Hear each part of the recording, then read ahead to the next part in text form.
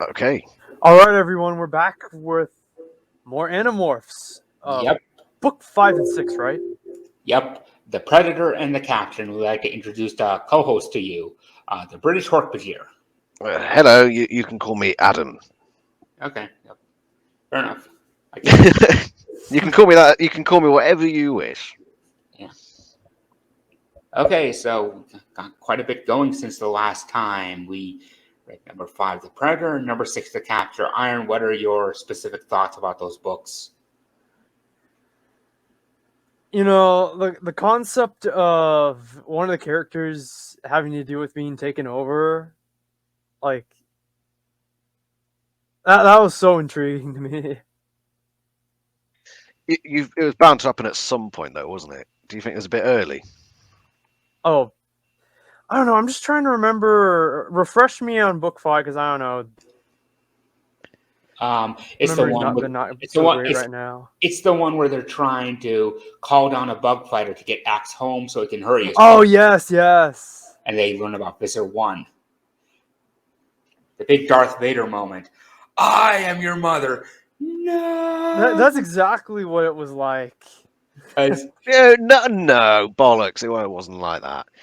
Well, I mean, Nah, not as dramatic. That was actually a really good scene. That was Yeah, a really good scene because Marco's just sort of there shaking, Yeah. and Jake is in the background like, just chill, Marco, fucking chill it, man. Yeah. That was a really good scene. Yeah. None of the This was Animorphs. also the one where they got turned into lobsters, right? Yeah. Lobsters. Almost boiled alive. And they had to tell the normal woman, like, hijinks. "Oh, you didn't see anything. This was all just a dream." And there are quite a few people in the series that, by the end of it, would have had some sort of mental health problem, seeing all these morphing things everywhere. Yeah. I almost went into a spoiler, but I brought myself back onto a different path because, from what I know, Iron is new to the series, aren't you? Yep. Oh So yeah, I'm like, gonna you have know, to I knew of the series, and I remember there was one time we brought a TV outside, and there was some channel that was re-showing the Nickelodeon, the TV series adaptation. It was like at the very end. Annie TV.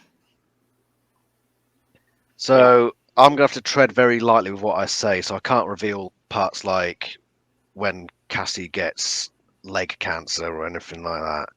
I can't be telling you all that sort of stuff. Or when Marco becomes the Prime Minister of Bolivia. Oh, shit, I can't mention that stuff. Sorry. You forgot the point where Jake becomes president and blows up Europe. Yeah, that comes. That's in book 74, the spoiler.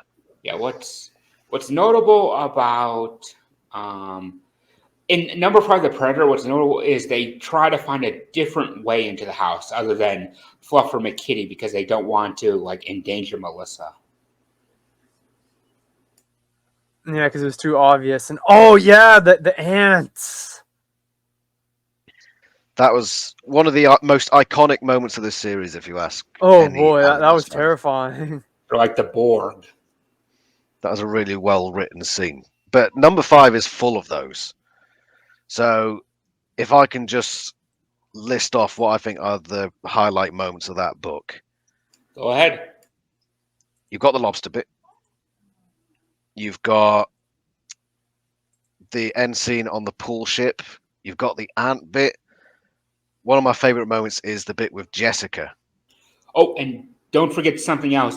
The first time Axe goes food crazy. Isn't it the first cinnamon bun? Yeah, it was a sticky bun. Close. I can't remember when the first cinnamon bun was. My favorite part of book 5 is the scene with Jessica, which is one of the more minor scenes in the book, but it's just written so well. Do you remember that bit, Iron? Yeah. And he was like, "Oh yeah, they're fighting over me."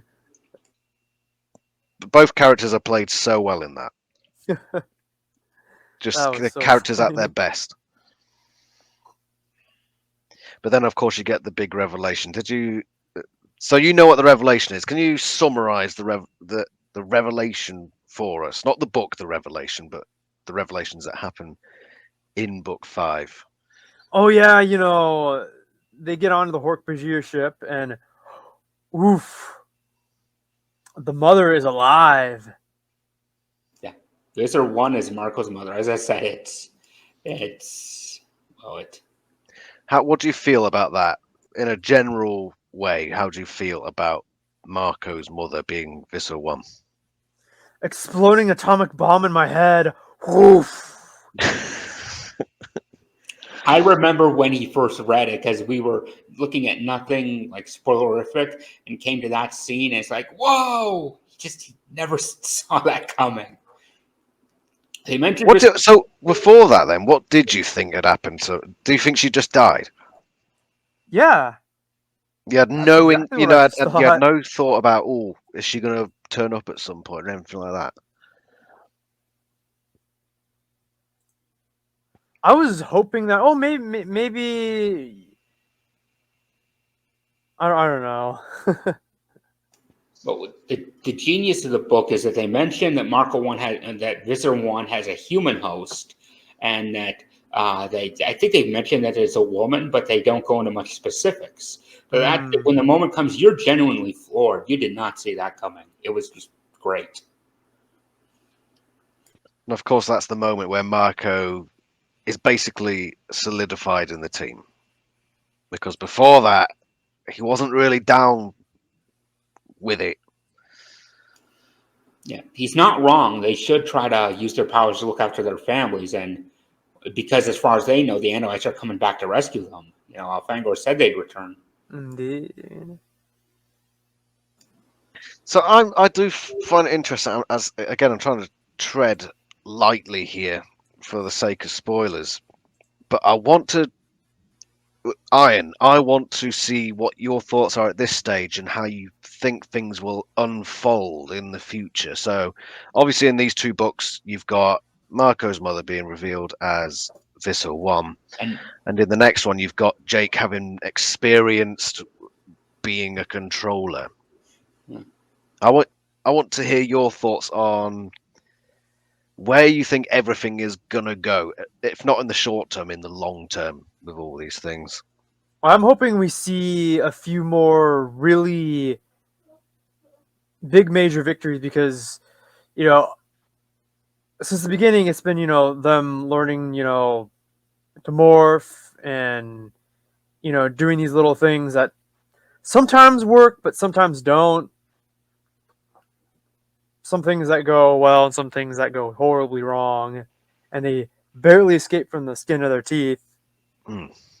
I think you'll enjoy how the characters change over time. You're only at the start of the series, and books 1 to 5 and 9, in my opinion, are the ones where we establish the characters.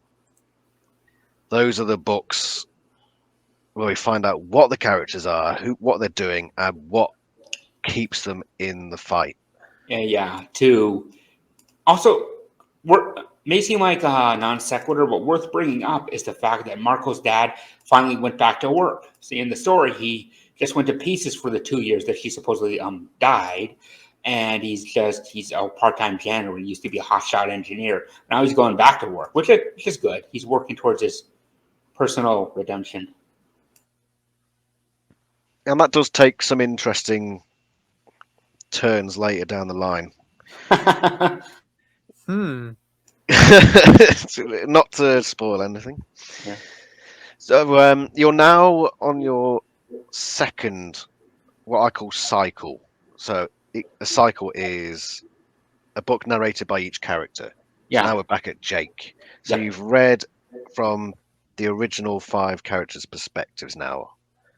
Except Axe, but that's coming later. I did Yeah, tell him about like the cycles. that comes later, but we've got the 5 original characters now, the 5 starring characters. Who's your not regardless of the book's quality aside, which narration did you like best?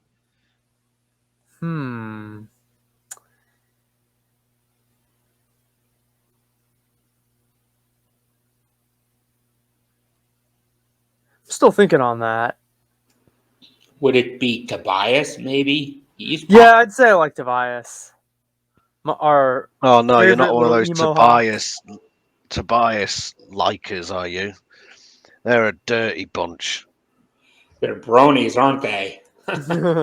he is literally an emo hawk boy.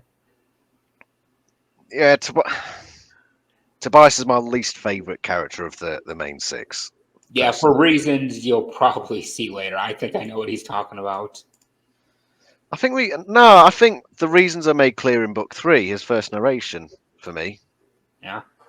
Yeah, you just Is it because he's wishy-washy, do you think? what? Right, this is not an easy question. Why is Tobias my least favorite? Not that I don't like his character, but why is he my least favorite of the Animorphs? Like my wife just said, he's a bit whiny, and his Well, hence narrations why just he's tend an to be. emo hawk. I probably get a reaction. My favorite is Cassie. Ooh, shots fired. Well, my second favorite, Cassie's great. I love Cassie. Oh, great. Because she She's can a be a good bit divisive. character. Some people think she's too preachy. Others think she's at least sensible. And I had a crush on the model who did the books when I was younger. I like the fact that she's preachy, and I'll say why. You always need checks and balances, basically. It's not so much that. It's because she is a bit of a hypocrite. And a character needs character flaws. Yeah. And Cassie's is the fact that she speaks all this stuff, but a Yeah. lot of times she won't back it up with her own actions. Yeah, And because I think about it. John Lennon infamously said human beings were all hypocrites at heart.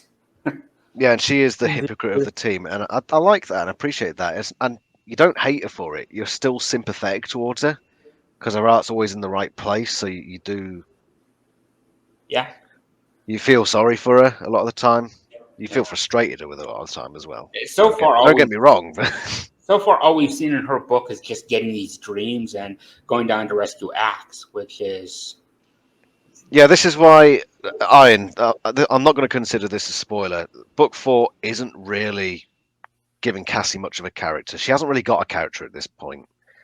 When I went through my reread, I considered Cassie a Mary Sue for the first 10 books or so, maybe up to 8. Mm. Book 9 is where we get the character introduction book, as far as I'm concerned, which is why I said 9 earlier. So books 1, 2, 3, 5, and 8 introduce the other characters in their first narrations, but Cassie's character introduction is basically book 9 to her second narrated book.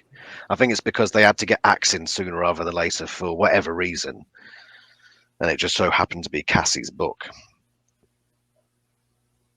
Mm. So what are your thoughts on Cassie right now? Because I've said all this stuff, and you could probably turn around and say, actually, no, I think she's a really well-developed character at this point.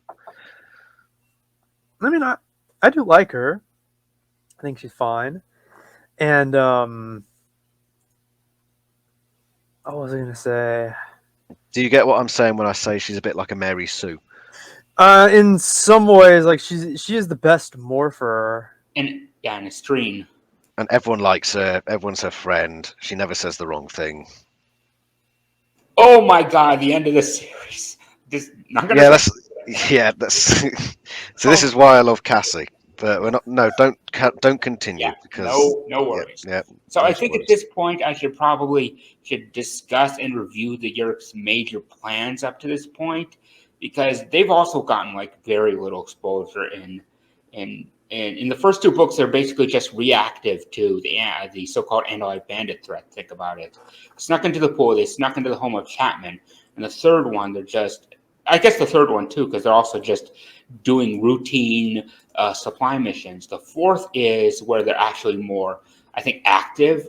They're trying to find the Andalite crash on the bottom of the sea. They're taking advantage of the Animorphs' mistake, transponder, and they're also trying to like infect a hospital, to create 200 controllers per month. So it's like they're getting more involved in these villain plots. I And think. eventually, they want to infect like the governor, and he's also gonna try to become president. Their ultimate goal has always been the White House, always. Yeah, what do you think of the Yerk's plans so far? I mean, I know we haven't really been introduced to a lot of their plans, but you can sort of see how they work. They go through this little club called the Sharing. Mm-hmm. Is that a good plan?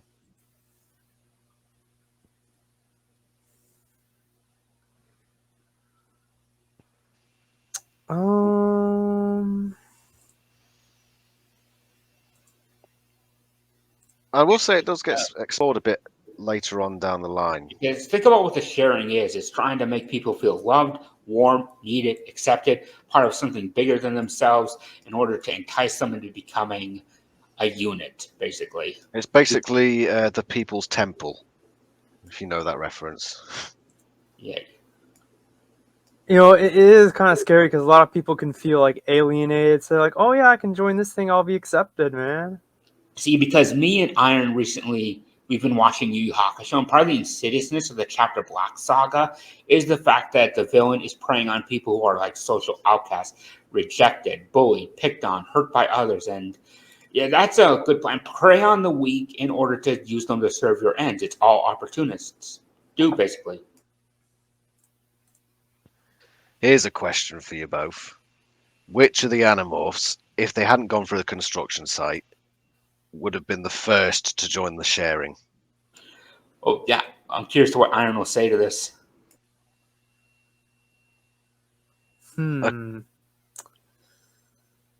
Considering what we know about the Sharing up to this point. Big social club. They do a lot of sports stuff. Go to take them places to have, I don't know, barbecues and stuff like that. And then secretly take them underground and shove slugs in people's ears. My wife says Tobias. But she's read the series as well, so you know. No, I could see them doing that to Tobias. Yeah, because think about it. He's being picked on like bullies. Yeah, so Tobias would be, I think, prime candidate for that. Jake maybe as well, because Tom's in there. Now, Tom's an interesting character. Yeah, essentially, I love Tom. He's essentially a new character at this point because his Yerk was in Jake and died. Yeah, Tom is an interesting character, especially going forward. And oh boy, we learned a lot of stuff about Tom here. In book 6, yeah. So Temrash was Tom's Yerk. Now I find that a bit too much of a coincidence, but I do sort of let it off. I mean, if he is smart enough to concoct this plan to take over the governor, and he's being given to the governor's host body, when the pool is boiling, I think that's a good sign that he's like, oh, I better get out of here the nearest way. Oh, he just went in blindly. Because he's like cunning. It's a small world, though, isn't it? Where Tom's Yerk gets into Jake's head. Yeah. What did you think of that whole sequence of Jake being infested? How the Yerk interacts with him and he with the Yerk. That was really, really entertaining. And how the Animorphs reacted to Jake and how they caught onto it. Do you remember how they caught onto it? Oh, let's see.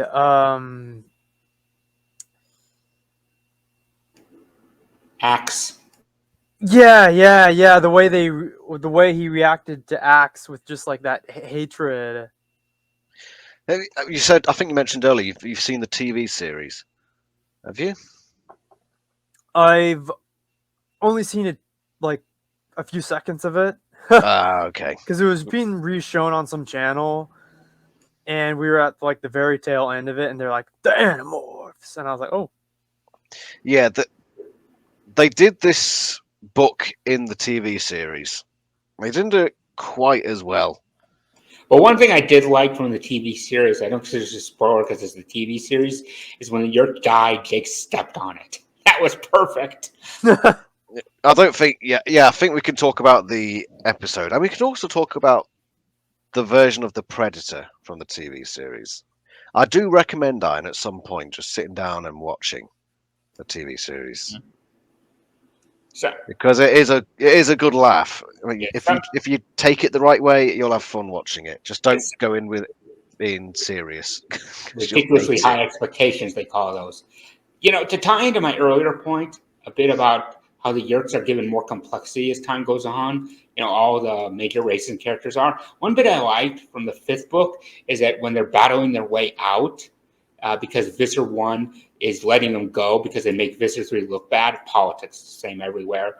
One thing I like is the Yerks are attacking them, and then these guards look down the halls like, can anyone see me? And then they're just like, oh, screw this. They don't pay me enough. And then that's the vibe they have. And they just back up like, yeah, you go.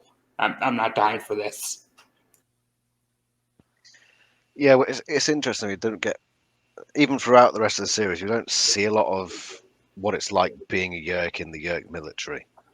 I like when there's these little like flunky moments. What do you remember that, Iron? Oh, flunky moments? Yeah, flunky.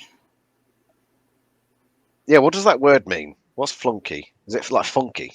Minion. Funky And ticka Oh, yeah, where the minions are kind of incompetent and whatever, and or they're just not going to die for someone like Visser 3. Well, to be fair, Visser 1's controllers seem a bit more competent. Yeah, because she's not one to mindlessly execute them from what we've seen. Visser that's 3 true. killed that Yeah, tax from all on. we know. If Visser 3 killed that tax on the 2nd book, 3 minutes, too much. You dead. Yeah, Visser 3 probably doesn't choose the smartest Yerks to be under his command. He probably, He when it wants comes to recruit, and he says, I want your stupidest, dim-witted, knuckle-headed, twatty little Yerk, so that they won't challenge my authority. I can imagine that's how it goes, because he does not like being challenged. Yeah, that's. He wants somebody who's there to follow orders. Iron, what do you think of the fact that how the Animorphs escaped? Because think about it, the Yerks had backfired their plan to call down a Yerk ship. They changed their frequency, something Star Trek does not do. Anyway, and they brought them up to the pool ship, and they were trapped until Visser 1 just was like, I'm going to let you go to make Visser 3 look bad. What do you think of that?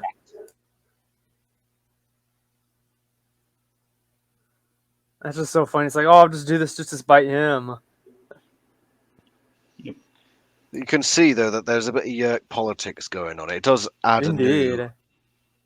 a new equation to the mix, doesn't it? Yeah. And it does come back again. It's not Visser 1, of course, is going to come back again, and there'll be interactions with Visser 3. I don't think that's spoiler to say that. I mean, just because Visser 1 is Visser 3's superior does not mean that she doesn't have her own to answer to. The Council of 13 would be furious if they learned of what she did, Yep. But she is a very interesting character. I think if you ever eventually get round to reading Visser, that's a very interesting book. Yeah. When it comes to Visser 1 and Visser 3. Iron, you've seen the cover of all you see is Visser 3. Oh, Yeah. What? The book Oh, Visser. yeah, the cover. Yeah, I remember now. There are a few of the Chronicles book covers are a bit misleading. Even the Ellimist Chronicles is very misleading. You get this elf man, looks like from Lord of the Rings, and that character is basically never in the book. And he should look like basically like Obi-Wan as the Force Ghost. I get what you're saying. Or a Ketron. We never got an official design of that, which is disappointing. But yeah, but I think they were just. I see what you're saying. So, Iron, do you have other thoughts here about this? These are two big hitter books. Where do you think they're going to go next? What's going to happen next? I don't know. So hopefully something big. But what I really want to see is I can't wait to see Axe's point of view. I'm very curious about that. Book 8 is where you'll meet him properly for the first time. It's a pretty good book. Oh, we were talking earlier about favorite and least favorite books. I think Siberian Dreamers talked to you about his favorite books before. I'm sure you've seen the list. Their number 8's all right. He does have a few good books going forward. But which has been the best one so far for you? You've read 1 through 6. You've been introduced to the Animorphs. You've learned all about their skills, techniques, their flaws. Which is the best book?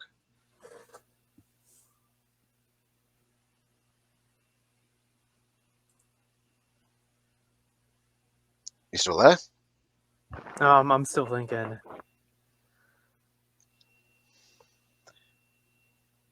Siberian Dream. What's yours? While Iron's thinking. Out of those 6. The 6 so far. I think honestly, I think the 5th would be the number 1 spot. 2nd would be the 3rd. After that would probably be a toss up between the 1st, the 2nd, and the 4th, and the 6th. I think the 6th would be probably in the number 3 spot. You know, basically just. Yeah, I think 5's the best. Followed 5 probably by good, yeah. 6. And then the next 3 are very similar in terms of quality for me. And then book 3 is the weakest. Yeah. Have you thought about it, Iron?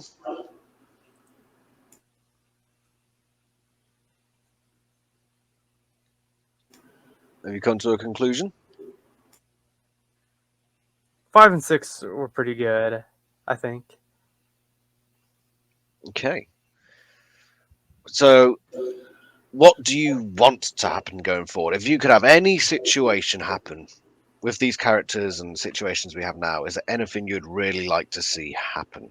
Past the giant victories stuff. Yeah. What big plot points do you think should happen next?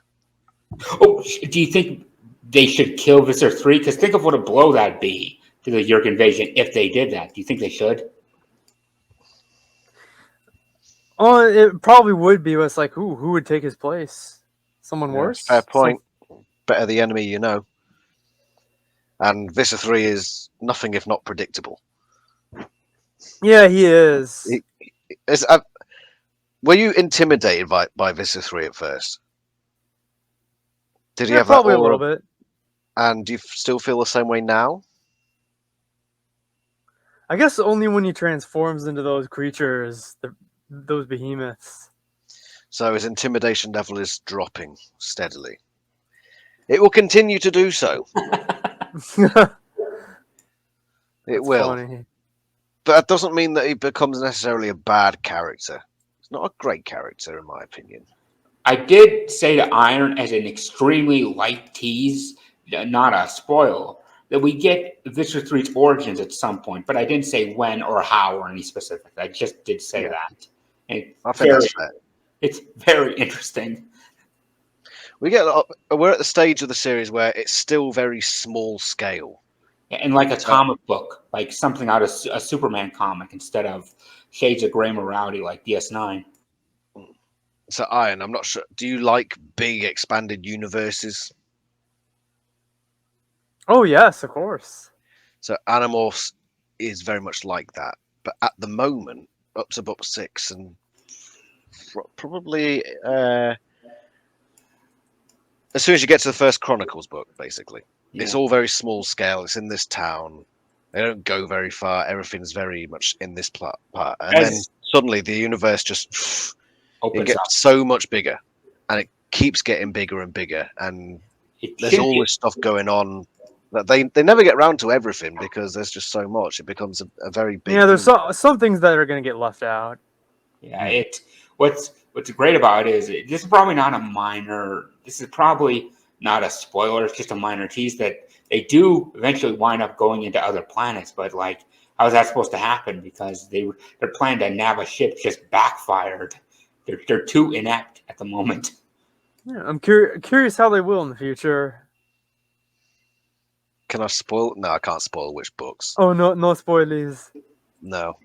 But yeah, you will see everything gradually get, well, not so much gradually, it hits quite hard, and you're not too far, you're still a fair bit away, but you're not too far away from everything just suddenly opening up and getting all this new stuff going on. Something we've said on prior streams is that we feel like Cassie, she'd probably be written today differently because they'd shove her race into your face. I feel like they're just too blunt about that, and I like Cassie as a character. I like that she's like that sliding end of the Martin Luther King kind of pacifism in the face of great tyranny kind of idea. I feel like they missed that today. What in what modern interpretations? Yeah, because they probably specifically try to show her getting like encountering some idiot who's like I don't know it, like. No, I think every time they've remained faithful to the source material, I don't think we've got to worry too much about the modern politics seeping into. Yeah. I hope not anyway, because it would just be pure cringe. Yeah, the graphics novels I think are doing a good job because they're treating it in like a 90s context. They're not. Yeah. No. Yeah, it's been good so far. Have you read the comics, Iron? Is that something you've delved into yet? My friend here showed me a few scenes from it, like like remember the note that Rachel left Melissa to encourage her? They have the Animorphs logo on it. I don't remember that funny bit. it was on there. 3's out soon. Hey, Iron, I know that you are new to the series. Have you seen much of the fan art that's out there of all like the different alien races and the ships and all that? Oh yeah, I've seen some. Does that give you an idea of how wacky things are going to go? I think so. There's all sorts of designs out there. I mean, Severian Dreams posted a couple there of a Geddon and Nartek in our little group chat. And they just mentioned the Geds, the Yerk's first host. See, before reading Animorphs, we were watching Stargate, and I find Stargate and Animorphs have a lot of similarities, at least at the start. About the Goa'uld versus the Yerks. Yeah, and like Stargate, like Animorphs, has a series of first hosts. There it was the Unas. Here's the Geds, and so it's something he's accustomed to. Eventually, you do learn about loads of different races that the Yerks have infested. They've actually infested quite a few. Have they mentioned it in? Did they mention it in book 6? How many different races they've enslaved? I think there was a little. They might have. I don't think they did. They haven't mentioned the Hobgoblins or any other species like that. And Jake sees it all. I want to. I'm going to try to avoid a spoiler here for Iron and talk to you, Siberian Dream, about something that is in your favourite book. That's just come to my mind. So in book 6 here, Jake is flooded with memories from this Yerk. He's got all his memories of the things that happened in the past, all these different races. In book 26, we get a similar sort of situation, don't we? And I won't go into the details of it, but he gets a whole load of other memory. 26? Oh, yeah. So Jake, by the end of the series, has got like a million different memories from all sorts of places of all these different alien races. He's like a bloody encyclopedia by the end of it all. And this is where it starts. That's something I've never really considered until just now. Yeah. How many memories he's gotten from different people in his own head. It must drive him mad. To be fair, Elfangor kind of did the same thing with Tobias. It was meant to be just an exposition dump in the first book, but there's no long-lasting consequences from it. But he kind of did the same thing, basically, I think. Well, the Yerk. Not deliberately, I assume. Yeah. Because the Yeerk was entirely antagonistic. Yeah. Hey, Ian, do you anticipate any protagonistic Yeerks in the future? Because at the moment, you've only seen antagonistic ones, really, haven't you? That would be quite interesting. It's because we don't see much sympathizing with parasites in fiction. They just take over, they consume, they mind control, mind rape. You know. Pretty much.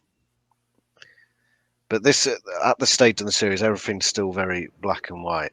Yeah, but to be fair, on Stargate we had something like the Tok'ra, and I did mention Animorphs at that point, so he kind of like knows, but not in detail. He kind of suspects. You know, it did.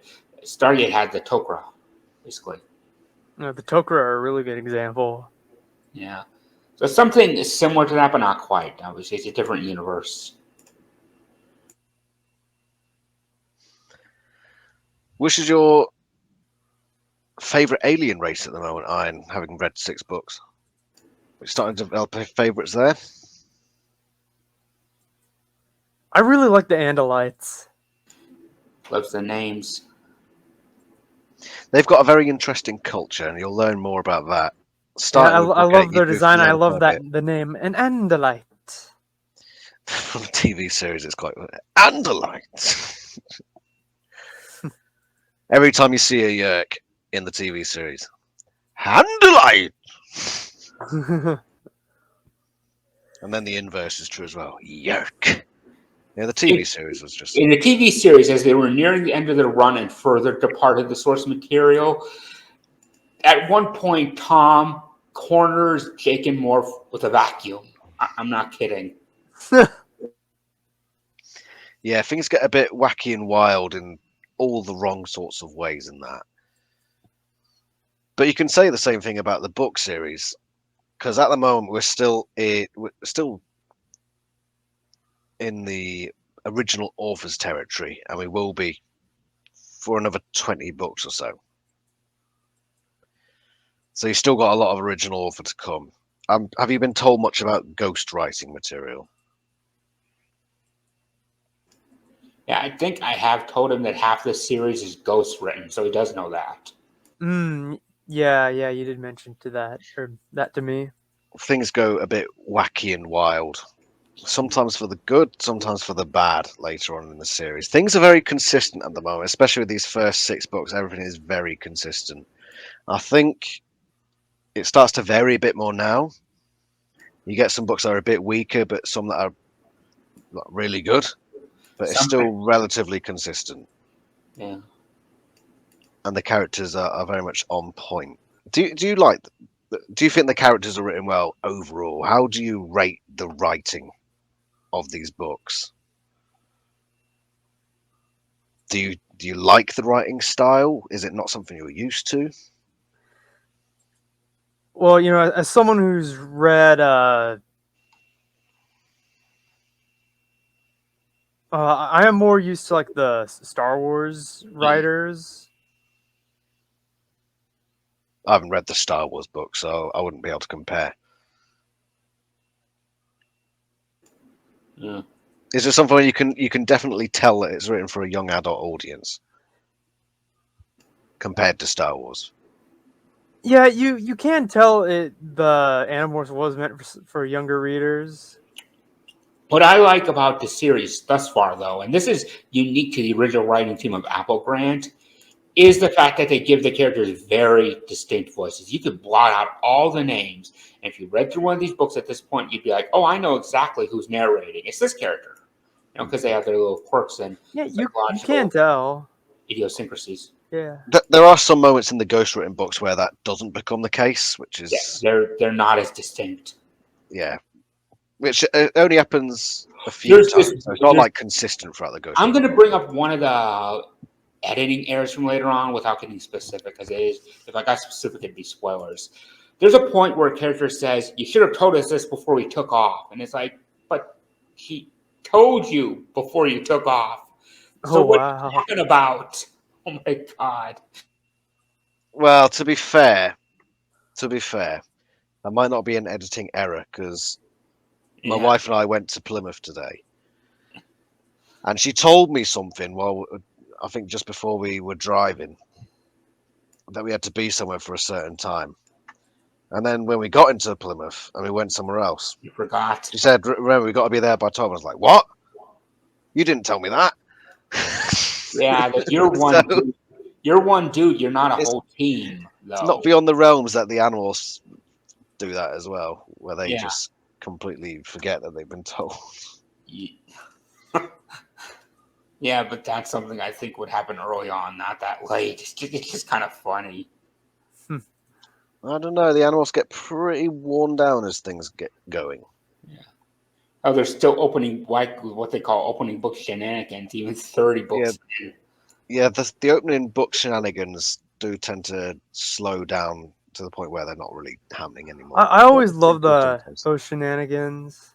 So what's your favorite opening book shenanigans so far? Let's see. We had the thing with where they took those guys' guns, okay, and their beer, and then Tobias went with dealing Dan Hawk. Cassie morphed into a squirrel and almost got eaten by Tobias with a fox. And then Marco saved a guy from some thugs, and then Jake morphed into a cockroach independently. Which do you think is the most irresponsible or your favorite? I really like the one where they freed the other red-tailed hawk. Price cut Price Paul. Cut Polly. Deal and Dan.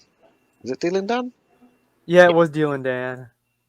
Deal and Dan, the hero we all need. I cannot wait till they show Dealing Dan in the graphics novels. That'll be Yeah, something. you can already sort of picture what he'd look like. Think about it. I mean, really, because the dude, I mean, Tobias just storms in because, like, all birds should go free during a live commercial, and they destroy his cars, his property. That's like really irresponsible when you think about it. It's destruction of someone else's property that costs a lot of money. And it is legal to keep hawks in cages, you just really. Yeah, that is probably the most irresponsible one out of the lot. I mean, they're all stupid. But the animals do, they do eventually learn, right, we need to stop doing this stupid shit. At least Marco, It takes them a while. At least Marco, when he had it happen, was dragged into it, kicking and screaming. He didn't like it, and it was to save a dude, and the dude turned on him. That's the best. That was another classic moment. That book 5 is full of banging classic moments, and that was one I missed from my list earlier. That opening scene, even the opening shenanigan was quality. Yeah, They were really on form in this book. yeah. And then 6 is a little bit. It's still great, but it's not as great. But at least I understand. 7, I understand Jake's reasons for wanting to do his shenanigans because he wants to give the others a chance to rest, so he just does it himself. I can at least understand that more than stomping property or potentially blowing your cover with those 2 drunk teenagers. I'm trying to think what other opening shenanigans there are going forward, but I'm not gonna mention them. But I'm just picturing them in my head. And there are some stupid ones. But when do they start? When do they stop doing that sort of stuff? I think it's around. I think it's around the Ghostwriter period. I think it's with the late teens. Now, if Apple Grant had maintained control of the series, I wonder if we'd have had more opening book shenanigans still. There are a few things that changed around the time the Ghostwriters came around, which, for context, Iron is in the mid-20s. Oh my God. Cassie's character is just... Sometimes she's well written, almost better than she is by Apple Grant, and yet other times she's throwing crazy animals out into the street, and it's like, what? But not only that, but we stopped getting messages, because I'm not sure... Do you think there are messages, moral lessons, Iron? As you've read the first 6 books, do you get the feeling that the books are putting forward these nice little messages that a lot of books for young adults do? I think there might be. You haven't like picked them out or anything like that? No, I just can't think of any right at the top of my head right now. To be fair, it is the first half dozen. At some point, though, you begin to realize the series' big thesis statement is anti-war, which isn't that bad, honestly. No, It's the people keep saying this, and I always say it's not. It's not really anti-war. well, it's to show the cost and what it does to people. Yeah, it certainly does that. There is But one line, I'm not going to say where a character says, war elevates some to greatness and others it destroys. That's true. We see that in the real world where there's characters who cling to their morals, who do the right things, who actually come out ahead instead of having that destroy them. And there's those who do the wrong things or try to do the right things and just it doesn't work out and they come out worse. a lot of people do say it's anti-war, but what would have happened if the Animorphs didn't join the war? Yeah. Oof, Well, yeah. They would have lost. I mean, we're getting into spoiler territory now, aren't we? So I'm gonna. I think But when people say it's an anti-war thing, you got to turn around and say, okay, if the Animorphs didn't join the war, well, it's not like I'm against the idea of a necessary war, but I think even in those wars, there are some times where people go beyond what is required into just the worst aspects of our nature that is not needed, but that's what it does to some people. But if the Animorphs had never been created, ignoring what we learn later, I think it's safe to say that the Yeerks would already have a control in the White House. Yeah, I mean, the books are anti-war in the sense that war is shit. But everybody knows that. Anybody with freaking half a brain cell in the head knows that this war thing is actually a bit crap, isn't it? Yeah, everyone knows that. And the book the ending steers clear of being that. Yeah, but the ending, I think, really shows that off for those who cling to their morals and those like that. What that character said: some it elevates to greatness, others it destroys. And there's always that's the thing about wars. There's always a cost to it in some form or another. Even if the cost is very minor, it's still there. One of the big lessons I take from this series overall is personal sacrifice. Yeah. That's, I think, the biggest lesson from this book series. I know we're getting ahead of ourselves now, especially for Iron. He's probably wondering what we're on about. But no, actually, I think even you would understand, even from the first 6 books, the idea of self-sacrifice is apparent.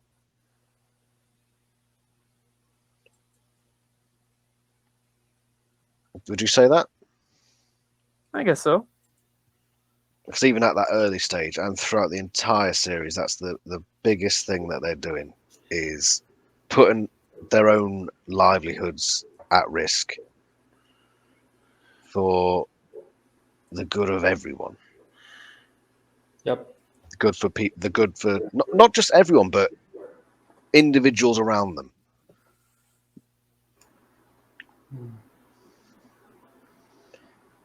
I think that's the real lesson of this series.